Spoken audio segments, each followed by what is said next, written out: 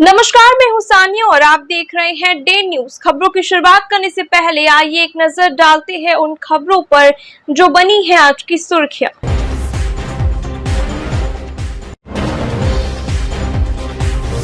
महिला सिपाही की संदेहास्पद मौत के बाद कई तरह की हो रही है चर्चा। 4 महीने पहले ही हुई थी शादी, थाने के पास ही रहती थी पति के साथ।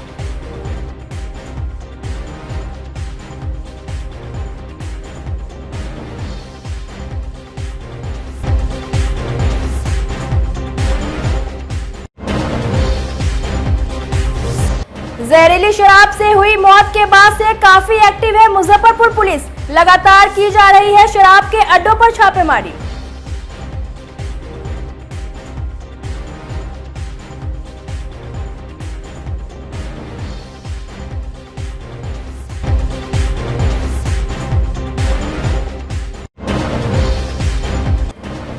और नदी में डूबने से एक विवाहिता की हो गई मौत। ग्रामीणों ने शव को निकाला बाहर, परिवार में मचा कोहराम।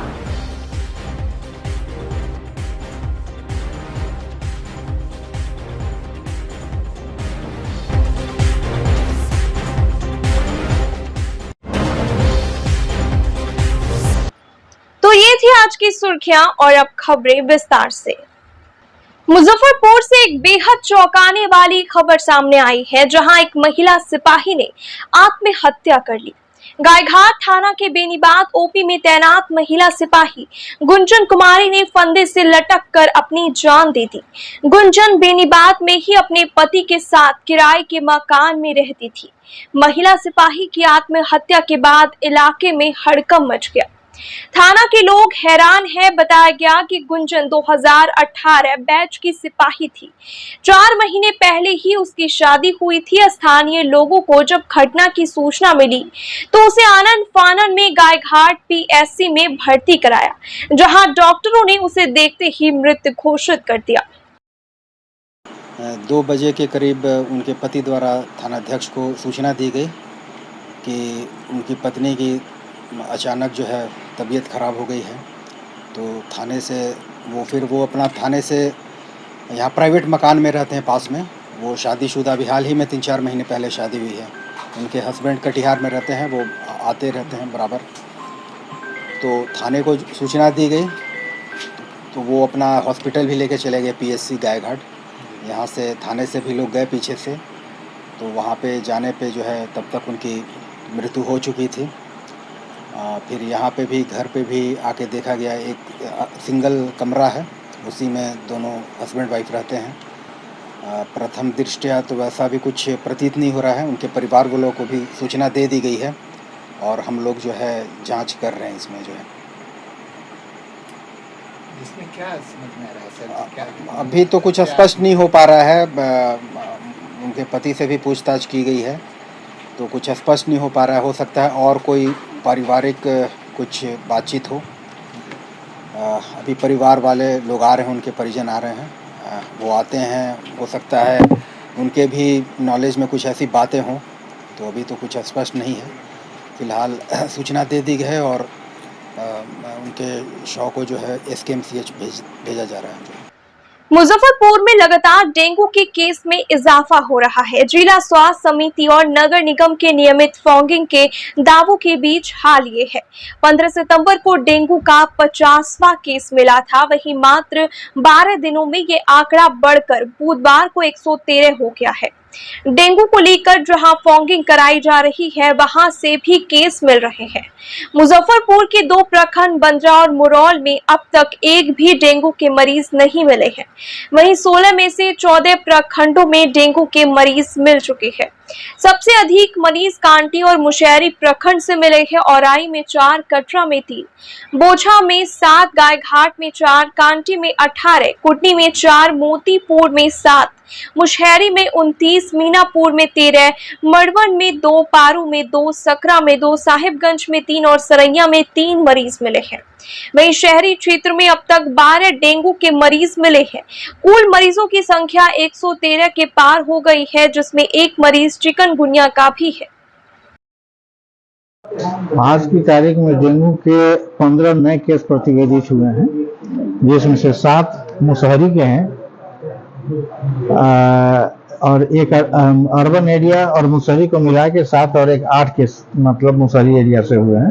कांटी के 3 हैं, 2 कटरा से आए हैं, एक मोतीपुर और एक बोचहा से। इस तरह से कुल 15 नए केस प्रतिवेदित हुए। कल के 98 से और प्लस आज के 15 मिलाकर के टोटल 113 केस अभी तक मुजफ्फरपुर में प्रतिवेदित हुए हैं। जहाँ जहाँ से प्रतिवेदित हो रहे हैं वहाँ फॉगिंग करवाई जा रही है।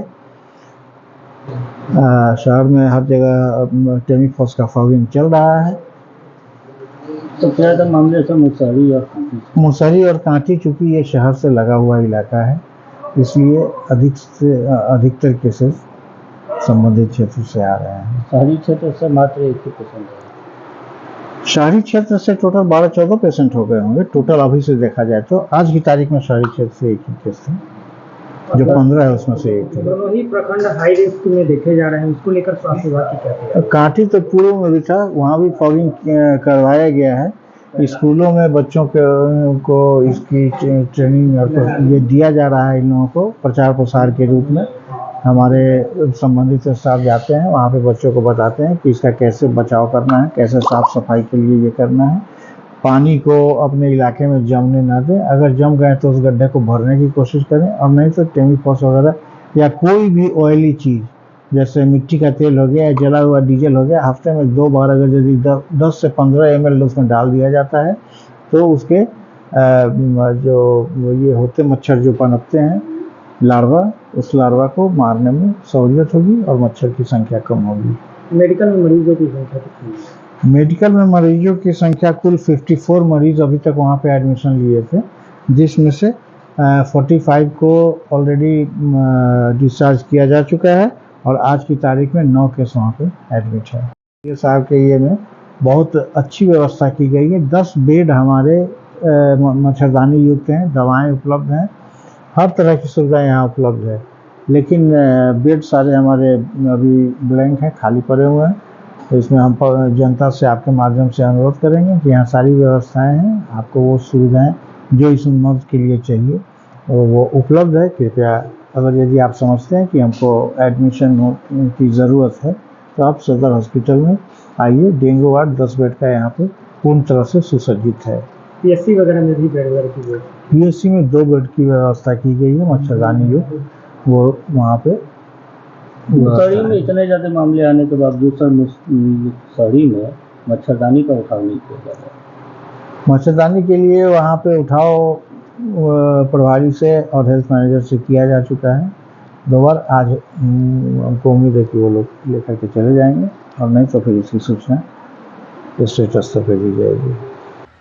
अग्रणी बैंक कार्यालय मुजफ्फरपुर द्वारा PFRDA के तत्वाधान में बुधवार को APY आउटरीच कार्यक्रम का आयोजन किया गया, जिसमें PFRDA के मुख्य महाप्रबंधक प्रवेश कुमार, SDM पश्चिमी ब्रजेश कुमार, SDM पूर्वी अमित कुमार, SBI के अंचल प्रमुख Ranjan Kumar Nayak, bank of India के अंचल प्रमुख अजय कुमार, जिला विकास प्रबंधक नवाड, LDO RBI, विभिन्न बैंकों के कंट्रोलिंग हेड्स उपस्थित रहे। नमस्कार, हम लोग PFRDA के थ्रू अटल पेंशन योजना जो सरकार भारत सरकार की तरफ से स्कीम है, इसके लिए अभी प्रोग्राम पूरे भारत वर्ष में करते रहते हैं। आज ये प्रोग्राम हमने मुजफ्फरपुर डिस्ट्रिक्ट बिहार में किया है। इस प्रोग्राम के थ्रू हमने जो गवर्नमेंट ऑफ इंडिया की है उसके थ्रू लोगों को ये बताते हैं कि इस स्कीम में शामिल हो और 7 साल के बाद जो गारंटेड पेंशन है उसका लाभ प्राप्त करें। आज तक स्कीम में पूरे इंडिया में 5.76 लाख लोगों ने इस अटल पेंशन योजना में ज्वाइन किया है, शामिल हो चुके हैं। और बिहार की बात करते हैं तो बिहार दूसरा राज्य है उत्तर प्रदेश के बाद जहाँ तक लोगों ने अटल पेंशन योजना ली है। इस स्कीम में 1,000 से 5,000 तक की पेंशन का लाभ प्राप्त होता है। ये लाभ एज और कंट्रीब्यूशन रेट के ऊपर निर्धारित होता है। इसमें जो भी कंट्रीब्यूशन 7 साल तक देते हैं उसके बाद जो सब्सक्राइबर ने पेंशन ली है उसके हिसाब से 1,000 या 2,000 या 3,000 या 4,000 या 5,000 जो भी उसने पेंशन चूज किए वो सरकार द्वारा दी जाती है। इसका सिर्फ 1% है कि जो लोग 7 साल के बाद काम नहीं कर सकते, जो असंगठित क्षेत्र में है, गरीब महिलाएं हैं या जो हमारे समाज के ऐसे लोग हैं जो कोई भी रेगुलर इनकम नहीं प्राप्त करते, उन लोगों तक जन जन तक ये स्कीम पहुंची रही है भारत सरकार का। और इसी आउटरीच प्रोग्राम के थ्रू हम लोग ये इंफॉर्मेशन और जो सूचना है सब लोगों तक पहुंचाने का कार्य करते हैं। क्या होगा अब मान लीजिए कोई आदमी 18 वर्ष की आयु में उसको ज्वाइन करता है और उसको 1000 की पेंशन लेना है तो उसको 42 रुपए प्रति माह देने की पड़ेगी। अगर वही व्यक्ति 5000 की पेंशन का ऑप्शन लेता है तो उसको प्रतिमाह 210 रुपए देना है। इसी केस में अगर कोई व्यक्ति 40 साल में ज्वाइन कर रहा है तो उसको 1000 रुपए देने के लिए पेंशन के लिए 210 रुपए प्रति माह देना पड़ेगा। इसका मतलब यह है कि जो लोग जितनी जल्दी से स्कीम से जुड़ेंगे उसका कम से कम कंट्रीब्यूशन देकर ज्यादा से ज्यादा लाभ प्राप्त कर सकते हैं। एक प्रयास मंच की ओर से बुधवार को मुजफ्फरपुर के पुरानी गुदरी बहलखाना सलम बस्ती में शराबबंदी पर आधारित लोकगीत के जरिए जागरूकता अभियान कार्यक्रम का आयोजन किया गया।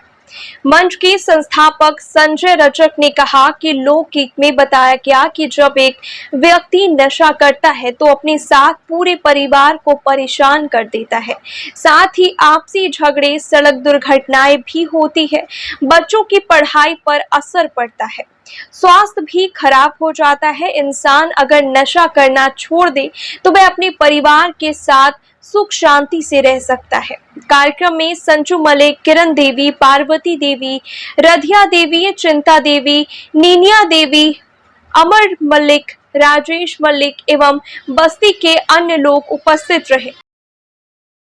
बिहार के भैया बहिनिया सुनिया सुनिया मधुर किसान, बिहार के भैया बहिनिया सुनिया सुनिया मधुर किसान, दारू बंदी लागू बैले, दारू बंदी लागू बैले, बहिना करिले ऐलान, सब मिल सोचियो, सब मिल सोचियो, दूध बेचते दारू वाला भाई, सब मिल सोचियो, दूध पीते दारू वाला भाई। एक प्रयास मंच ने ठाना है नशा मुक्त मुजफ्फरपुर शहर बनाना है। आज एक प्रयास मंच के द्वारा बहलखाना सलम बस्ती से नशा मुक्त शराबबंदी पर आधारित लोकगीत द्वारा जागरूकता कार्यक्रम का आयोजन किया गया। पिछले दिनों अपने शहर मुजफ्फरपुर में हुई जहरीली शराब कांड से लोगों की मौत हुई और आंख की रोशनी चली गई। ये बहुत दुखद घटना है और इसी को रोकथाम के लिए आज मंच द्वारा एक प्रयास किया गया जिसमें कि शराबबंदी पर आधारित लोकगीत गाकर लोग को जागरूक किया गया। और लोकगीत में यह बताया गया है कि जब इंसान शराब का सेवन करता है, नशा का सेवन करता है, तो वो अपने साथ अपने परिवार समाज को भी परेशान करता है। इससे आपसी झगड़े, सड़क घटनाएं भी होती रहती है और इससे बच्चों पर भी बुरा असर पड़ता है। और जब नशा का आदी हो जाते हैं तो लोग अपने घर का सामान बेचकर भी नशा करते हैं, जिससे कि परिवार में खाना पीना के साथ बच्चों की पढ़ाई पर भी बुरा असर पड़ता है। और गांधी जी ने कहा था कि शराब इंसान का सिर्फ पैसा ही नहीं छीन लेता है बल्कि बुद्धि भी हर लेता है और शराब का सेवन करने से इंसान हैवान बन जाता है। और आज मंच द्वारा शहर में हुई घटना को लेकर ये जागरूकता कार्यक्रम की शुरुआत की गई और आगे भी यह किया जाएगा ताकि लोग शराब का सेवन न करें और लोग खुशहाल जीवन जिए। और जागरूकता कार्यक्रम का असर ऐसा हुआ कि यहाँ कुछ लोग शराब बेच रहे थे, जहरीली शराब, उन्होंने भी यह स्वीकार किया कि आज के बाद हम लोग शराब नहीं बेचेंगे। और साथ ही मैं संजय रजक और मैं माननीय मुख्यमंत्री जी से एक निवेदन करता हूँ कि बिहार में शराबबंदी होने के बाद भी जहरीली शराब मिलती है जिससे लोगों की मौत हो रही है, आंख की रोशनी चली जा रही है। आप ऐसा कोई ठोस कदम उठाएं जिससे ये सब बंद हो और लोग खुशहाल जीवन जिए और बच्चे का पढ़ाई भी चलता रहे। बच्चों के शारीरिक और मानसिक विकास में डाइट सबसे अहम किरदार निभाती है। आजकल जंक फूड का कल्चर बढ़ रहा है। आयरन रिच भोजन ना होने से बच्चों में खून की कमी हो रही है। बुधवार को RBBM कॉलेज के CNT विभाग की छात्राओं ने प्री स्कूल के बच्चों के लिए आयरन से भरपूर भोजन बनाया। कॉलेज के प्राचार्य ममता रानी ने बताया कि आयरन युक्त खाद्य पदार्थों को अपने भोजन में शामिल करना खनिज के सेवन को बेहतर बनाने का सबसे अच्छा तरीका है। अपने आहार में अधिक आयरन शामिल करने से आपको कई अन्य स्वास्थ्य लाभों के अलावा संज्ञानात्मक कार्य, मांसपेशियों की ताकत और अपनी प्रतिरक्षा प्रणाली को बेहतर बनाने में मदद मिलती है। आज रामृत बेनीपुरी महिला महाविद्यालय के CND विभाग के पार्ट 2 की छात्राओं ने आयरन इनरिच्ड रेसिपी बनाई जो प्री स्कूल के बच्चों के लिए अति आवश्यक है, क्योंकि वो आयरन से भरपूर है। उसमें ए की मात्रा अच्छी है। इसके तहत उन्होंने बनाया न्यूट्रेला की सब्जी बनाई, पनीर की सब्जी बनाई, बेसन का चिला बनाया था, दही का रायता, बॉडी को हाइड्रेट रखने के लिए दही भी आवश्यक है, तो दही का रायता था। वेजिटेबल, तमाम तरह के वेजिटेबल बिरयानी नहीं हो रहा है क्या, अब बनाया उन्होंने, वेजिटेबल बिरयानी बनाई। और इस तरीके से प्री स्कूलिंग बच्चों को पूरा डाइट मिल सके ताकि वो दिन भर उससे स्वस्थ महसूस कर सके, ऐसी रेसिपी का बच्चों ने आज प्रदर्शन किया। और कोर्स की जो कोऑर्डिनेटर है हमारी को कोऑर्डिनेटर जयश्री जी, उन्होंने बच्चों का मार्गदर्शन किया और कोऑर्डिनेटर विदिशा मिश्रा जी ने बच्चों को उसके न्यूट्रिशनल वैल्यू के बारे में बताया। बागमती नदी में डूबने से एक महिला की मौत हो गई। घटना मुजफ्फरपुर के जजुआर थाना क्षेत्र के डुमरी की है। सूचना मिलने के बाद जजुआर थाना अध्यक्ष रमन राज मौके पर पहुंचकर मामले की छानबीन की। मृतका की पहचान सविता देवी के रूप में की गई है। 7 साल पहले डुमरी गांव के राजू राम से सविता की शादी हुई थी, जिसे एक बेटा भी है। राजू राम मुंबई में काम करता है। बुधवार के दोपहर सविता महिलाओं के साथ परियोजना बांध की तरफ गई। उसका पैर फिसल गया और वह गहरे पानी में चली गई। घटना के बाद मौके पर काफी भीड़ जुट गई। स्थानीय लोगों की मदद से शव को बाहर निकाला गया। शव बाहर आते परिवार में कोहराम मच गया।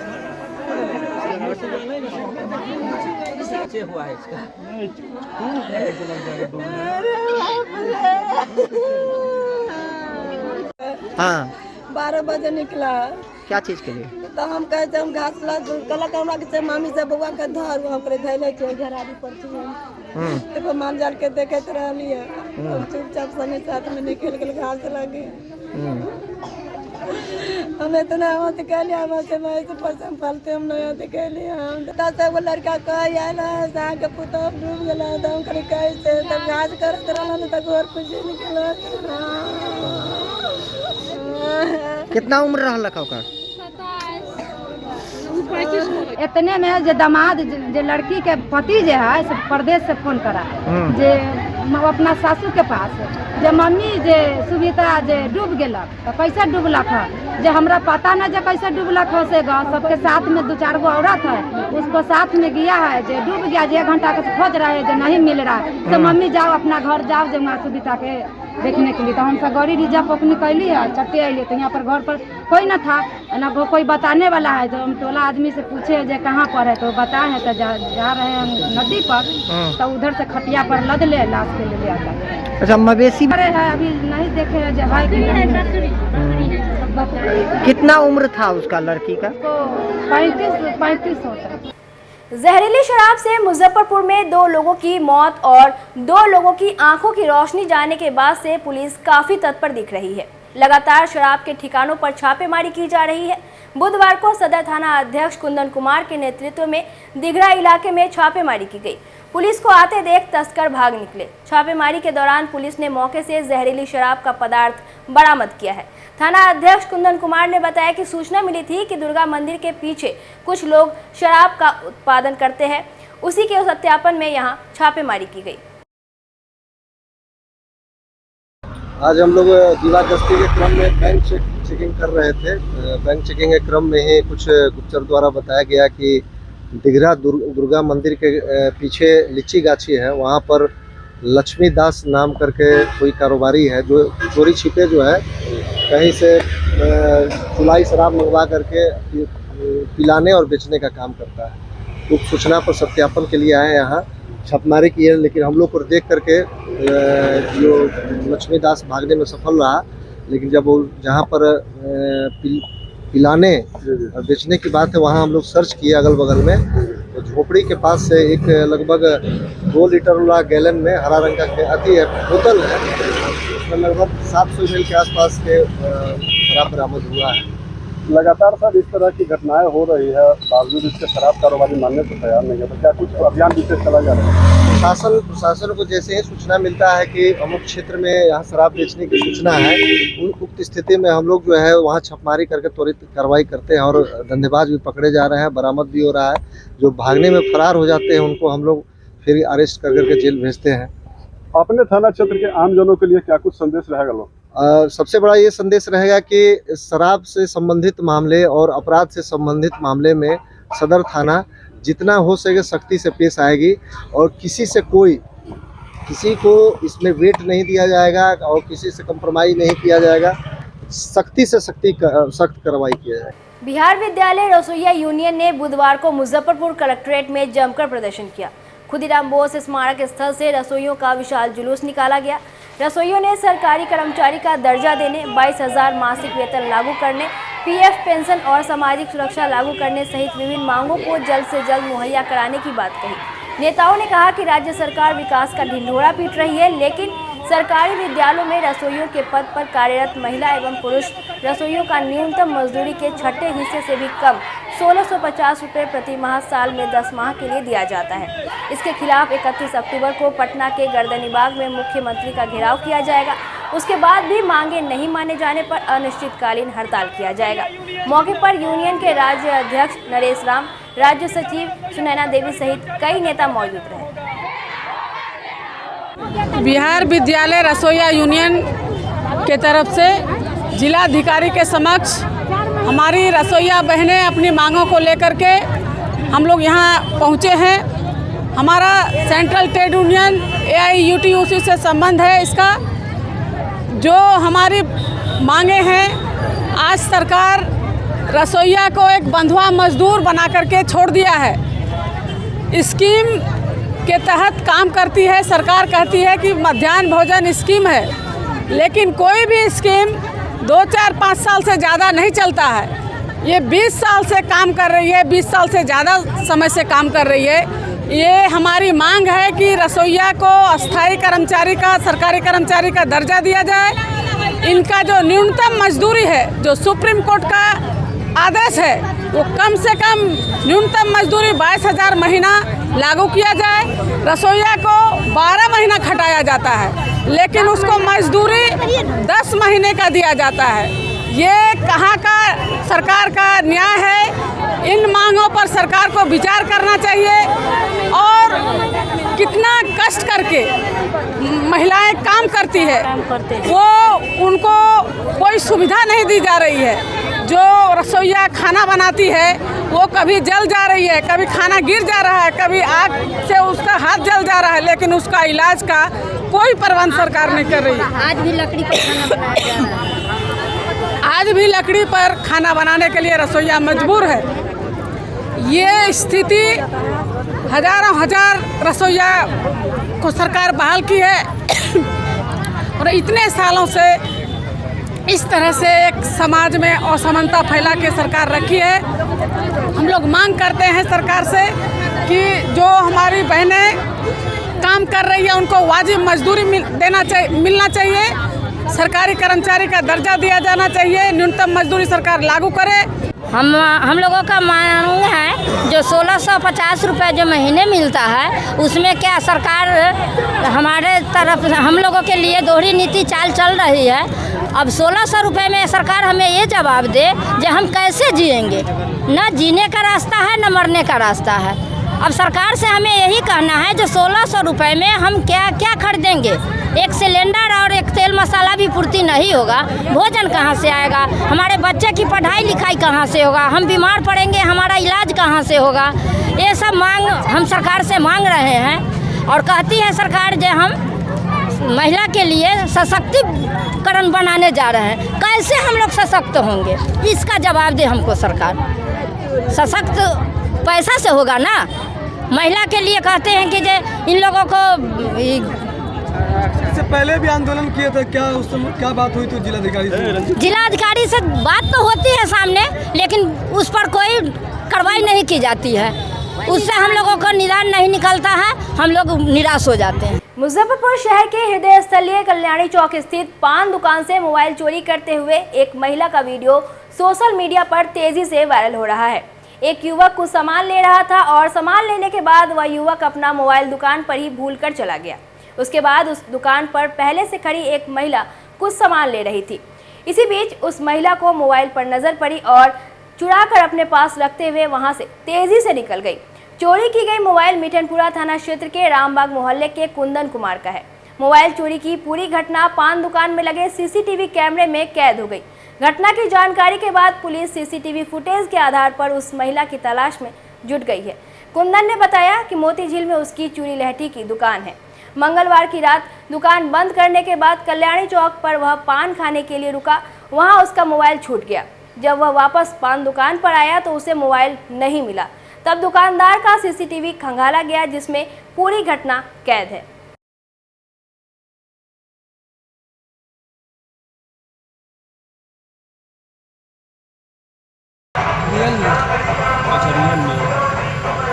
तो भैया इज्जत से दो, अनादान खाना को बुला रहे नहीं, दिखा दीजिएगा, वीडियो यहाँ है। देखिए खाना बोले के रखिए। देखिए अभी भाई जी अब जाएंगे उधर। ठीक है, देखते रहिएगा। पूरा आना चाहिए। पूरा आ रहा है, लेके जाइए। दोबारा आइए तो बोलिए नहीं, दोबारा आइए।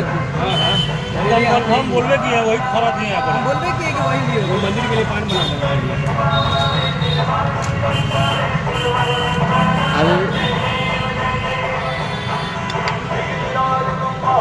इनको चल जाइए, इनका घर बना यही से बता देते हैं। हाँ देखिए ये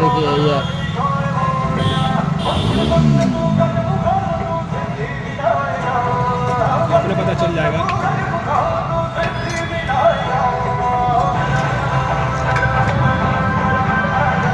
इसके जीजा जी का साल ये नाम है महेश साहब। ओ महेश।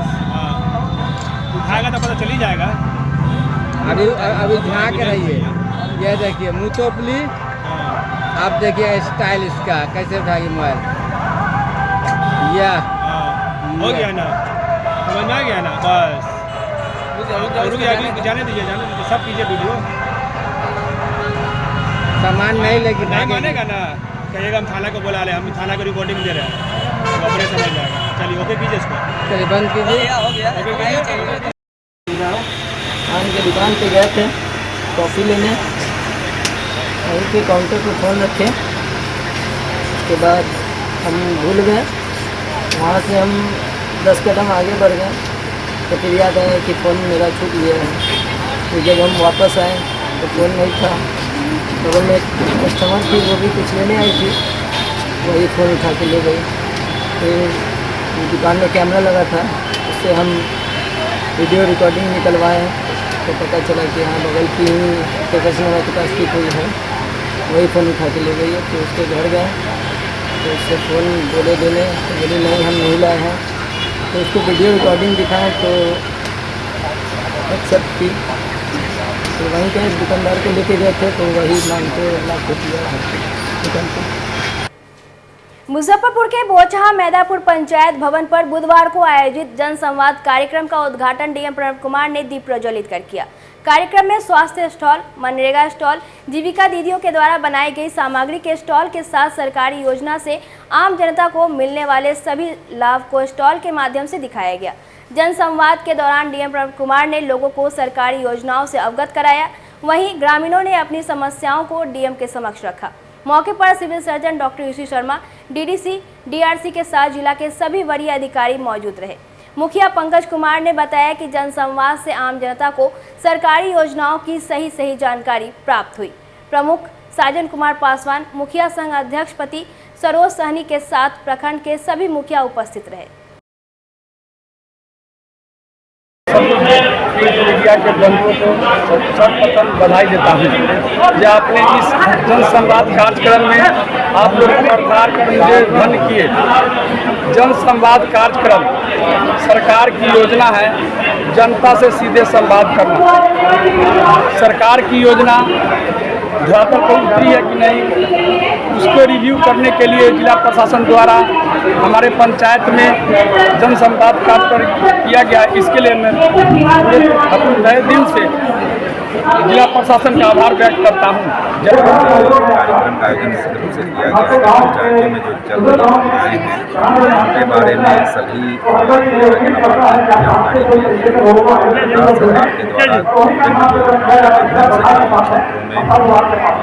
विकास के कार्य किए जा रहे हैं उसके बारे में सभी को जानकारी भी मिले और यदि इस गाँव में कोई समस्या है तो उसकी प्राथमिकता के तौर पर उसका कल भी निकालेंगे और इसी को आसपास लोगों के बीच जागरूकता का कार्यक्रम आयोजित ऐसे हॉल के माध्यम से क्या कुछ दर्शाया जा रहा है?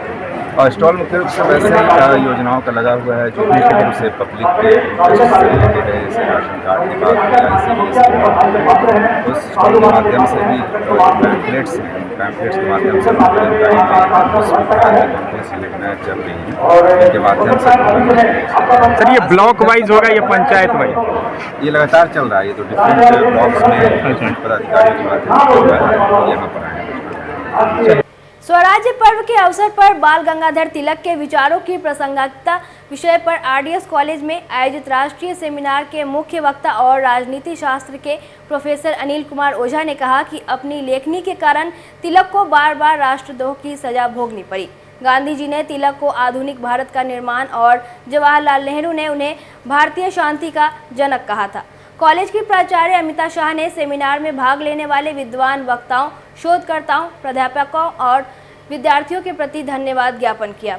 सह संयोजक अविनाश तिरंगा उर्फ ऑक्सीजन बाबा ने बताया कि 28 सितंबर को सुबह 9 बजे हवन कार्यक्रम होगा, जिसमें कलश महिलाएं एवं गणेश जी के भक्त शामिल रहेंगे। सुबह 11 बजे से कॉलेज स्थित तालाब में बाल गणेश का विसर्जन होगा एवं बड़े गणेश की प्रतिमा मुजफ्फरपुर शहर से 22 किलोमीटर की दूरी पर स्थित हथौड़ी थाना क्षेत्र के बेरई गांव में स्थापित किया जाएगा।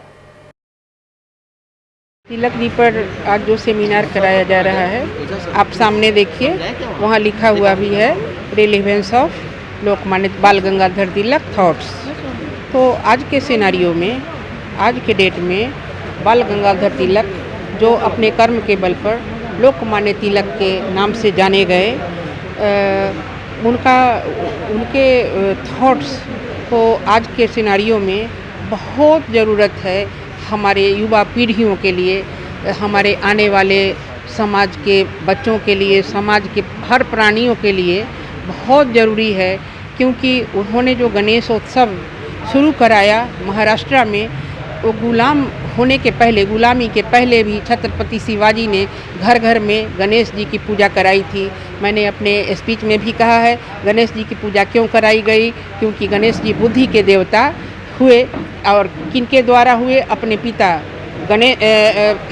शंकर जी के द्वारा वो बुद्धि के देवता हुए। क्योंकि सारे देवता को जब वर्ल्ड परिक्रमा करने की बात कही गई, तो सारे देवता वर्ल्ड परिक्रमा करने लगे कि जो उसमें सबसे पहले लौट के आएगा वही फर्स्ट करेगा।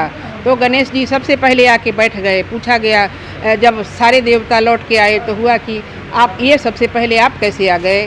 तो गणेश जी ने जवाब दिया कि मेरा पूरा वर्ल्ड, मेरे लिए पूरा विश्व मेरे माता पिता हैं और मैंने परिक्रमा कर लिया। तो उनको शंकर भगवान ने आशीर्वाद दिया कि आने वाले भविष्य में सबसे पहले तुम्हारी पूजा होगी, तभी किसी भी व्यक्ति का कोई भी काम सिद्ध होगा।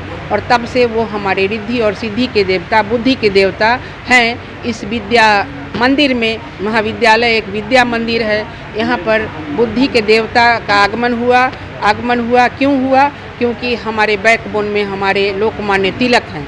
उन्होंने ही ये गणेश पूजन शुरू करवाई थी, और करवाने का मेन मकसद यही था कि सभ्यता भले समय के साथ बदलते जाए, लेकिन हमारी संस्कृति, जिस संस्कृति को हम खोते जा रहे हैं, उस संस्कृति को नहीं बदलना चाहिए। भारतीय संस्कृति अपने आप में अनमोल संस्कृति है, जिसका दूसरे कंट्री वाले अनुकरण करते हैं। और हम अपनी संस्कृति को इस साइंस टेक्नोलॉजी के युग में हमारे जनरेशन, जो हमारे भविष्य के बच्चे हैं, खोते जा रहे हैं। इसलिए आज का ये सेमिनार जो लोकमान्य तिलक के थॉट पर था, निश्चित रूप से हमारे छात्रों के लिए ही नहीं, हमारे समाज के लोग अगर पेपर में पढ़ेंगे, आपके मीडिया के माध्यम से जानेंगे, तो उनके लिए भी ये माइंड ब्लोइंग ही नहीं होगा, बहुत प्रेरणादायक होगा कि कैसे उन लोगों ने आज़ादी की लड़ाई में एक होने के लिए ये मूर्ति पूजा का स्थापना इसीलिए किया था कि इस बहाने, इस आयोजन में समाज के पूरे देश के हर जाति, हर वर्ग के व्यक्ति एक मंच को साझा करेंगे। और वही हुआ। लेकिन आज न्यूक्लियर फैमिली का युग आ गया है, और साइंस टेक्नोलॉजी घर बैठे वीडियो कॉलिंग के जरिए पूजा करा लेते हैं। वीडियो कॉलिंग के जरिए, वीडियो कॉन्फ्रेंसिंग के जरिए हम लोग डेली पटना मीटिंग कर रहे हैं। तो मीटिंग तो कर रहे हैं, लेकिन क्या हम सामने अपने पदाधिकारी जो हमसे ऊपर के पदाधिकारी हैं उनके सामने बैठ के जैसा मीटिंग सेटिस्फैक्ट्री होता वैसा नहीं हो पा रहा है। निश्चित रूप से आज का आयोजन पूरे मुजफ्फरपुर वासियों के लिए, बिहार वासियों के लिए प्रेरणादायी है। 9 दिनों तक पूरे विधि विधान से गणपति की पूजा करने के बाद बुधवार को मुजफ्फरपुर गणेश पूजा समिति, नवयुवक महाराष्ट्र एवं स्वर्णकार सराफा संघ ने गणपति बप्पा मोरया अब की बरस्तु जल्दिया के जयकारे के साथ नम आंखों से गणपति महाराज की विदाई की। इस दौरान महाराष्ट्र से बैंड मंगाया गया। पूरे रास्ते नाचते गाते उल्लासपूर्वक गणपति जी की विदाई की गई। पूजा समिति, नवयुवक महाराष्ट्र एवं स्वर्णकार सराफा संघ ने कहा कि पूजा में संघ के सभी सदस्यों ने अपना योगदान दिया और विसर्जन के दिन सभी ने अपने अपने प्रतिष्ठान को बंद रखकर विसर्जन में शामिल हुए।